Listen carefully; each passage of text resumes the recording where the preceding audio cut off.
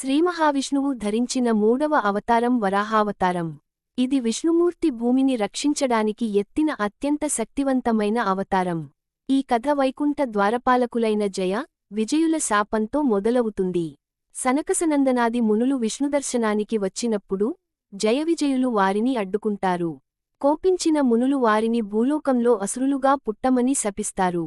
వారి మొదటి జన్మలో హిరణ్యాక్షుడు, హిరణ్యకశిపుడు అనే అన్నదమ్ములుగా దితి, కశ్యపులకు జన్మిస్తారు.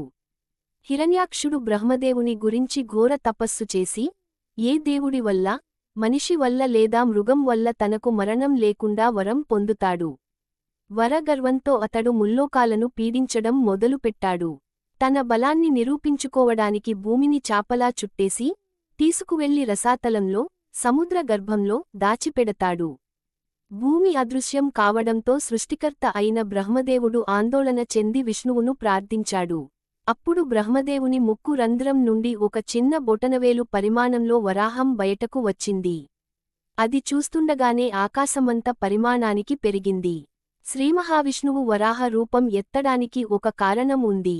హిరణ్యాక్షుడు బ్రహ్మ నుండి వరం కోరుకున్నప్పుడు అనేక జంతువుల పేర్లు చెప్పాడు కాని, వరాహం పేరు చెప్పడం మర్చిపోయాడు. అందుకే భగవంతుడు ఆ రూపాన్ని ఎంచుకున్నాడు. వరాహ రూపంలో ఉన్న విష్ణుమూర్తి సముద్ర గర్భంలోకి దూకి, భూదేవి ఎక్కడ ఉందో కనిపెట్టాడు. తన కోరల మీద భూమిని ఉంచుకుని పైకి తీసుకువస్తుండగా, హిరణ్యాక్షుడు అడ్డుపడి యుద్ధానికి దిగాడు. భీకరమైన యుద్ధం తర్వాత, వరాహమూర్తి తన సుదర్శన చక్రంతో హిరణ్యాక్షుని సంహరించాడు. హిరణ్యాక్షుని చంపి, భూదేవిని తిరిగి యథాస్థానంలో ప్రతిష్ఠించాడు. ఆ సమయంలో భూదేవి ప్రార్థన మేరకు స్వామి ఆమెను వివాహం చేసుకున్నాడు. వారిద్దరికీ కలిగిన కుమారుడే నరకాసురుడు. ఇతనిని సంహరించిన జ్ఞాపకార్థమే మనం దీపావళి జరుపుకుంటాం.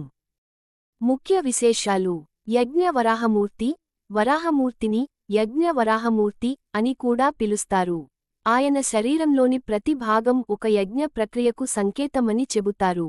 భూమిపై ప్రేమ: ఈ అవతారం ప్రకృతిని, భూమిని రక్షించడంలో భగవంతునికి ఉన్న శ్రద్ధను చాటిచెబుతుంది. ప్రసిద్ధ క్షేత్రం: ఆంధ్రప్రదేశ్లోని తిరుమలలో వెంకటేశ్వర స్వామి కంటే ముందే వరాహ స్వామి అక్కడ కొలువై ఉన్నారు. అందుకే తిరుమల వెళ్లిన వారు మొదట వరాహ స్వామిని దర్శించుకోవడం ఆచారం.